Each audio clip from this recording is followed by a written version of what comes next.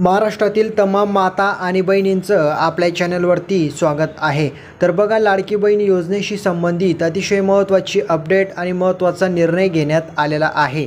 तर बघा, माता आणि बहिणींनो, लाडकी बहीण योजनेचे जे काही पैसे आहेत तर तुमच्या खात्यामध्ये किती तारखेला जमा होतील या संदर्भात शासनाचा एक नवीन निर्णय घेण्यात आलेला आहे।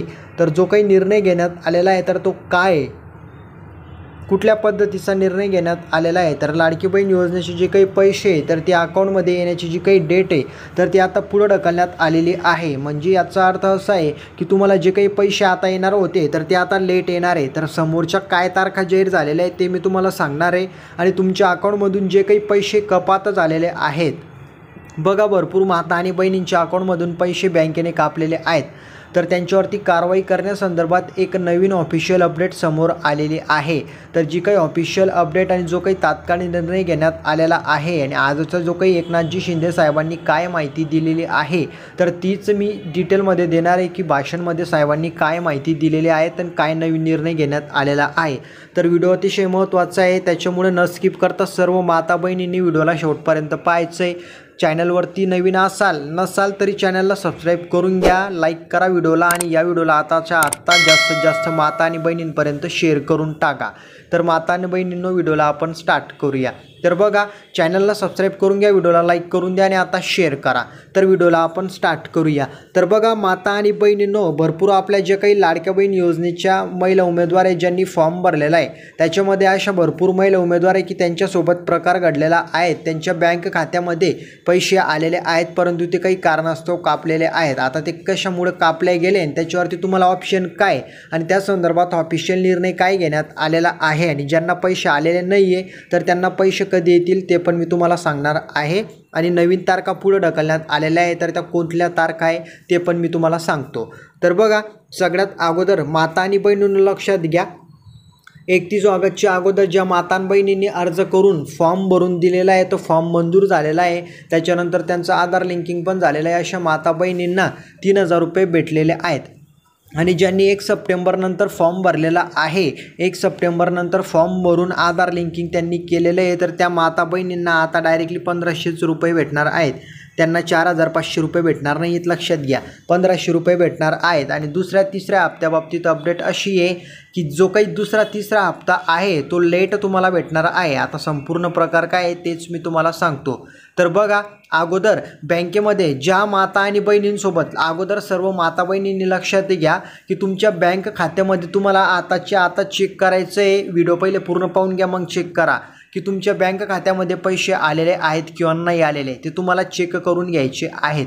आता महत्त्वाचं म्हणजे बघा, ज्या माता बहिणींचं याच्यामध्ये अपडेट काय आलेली आहे की ज्या बँकेने म्हणजे रिझर्व्ह बँकेवरती आता या ठिकाणी त्याचं साखळी या ठिकाणी समोर आलेली आहे तर त्यालाच आता साखळी घालण्याचा निर्णय घेण्यात आलेला आहे।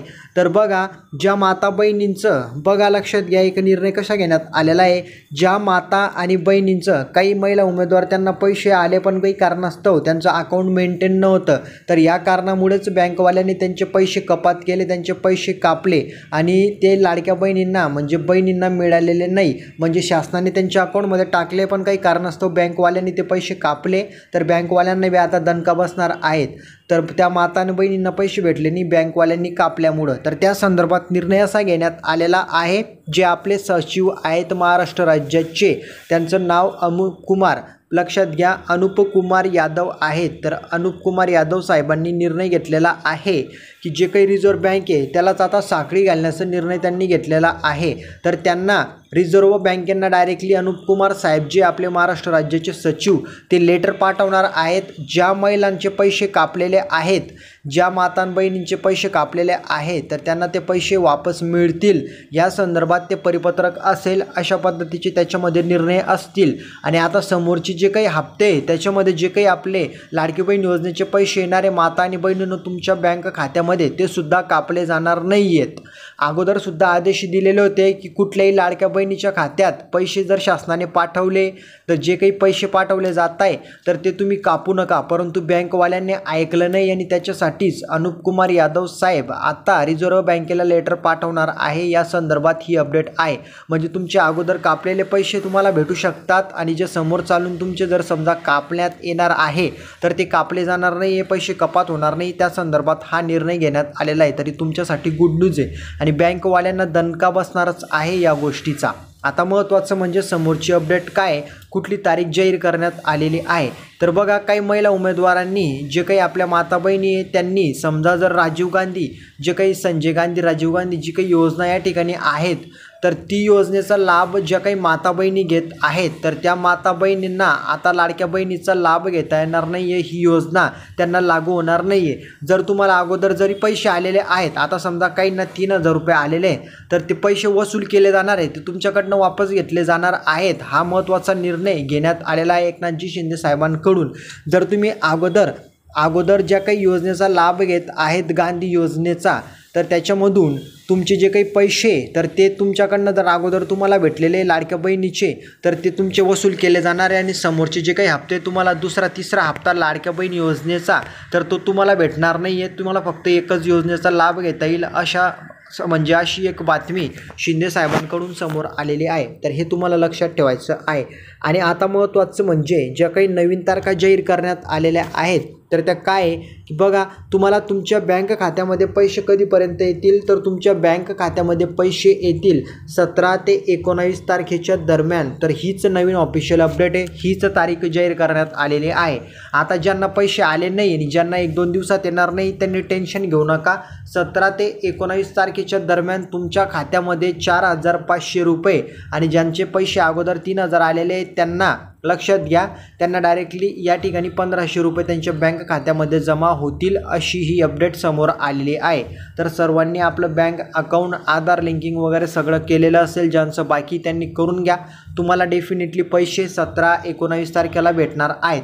तर सर्व माता बहिणींनी हे लक्षात घ्यायचं आहे।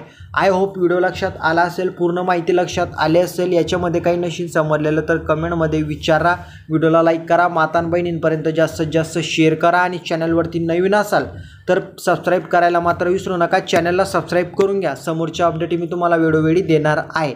तर या व्हिडिओमध्ये एवढंच, पुढची माहिती पाहूया पुढच्या व्हिडिओमध्ये। तोपर्यंत भेटूया। जय हिंद, जय महाराष्ट्र।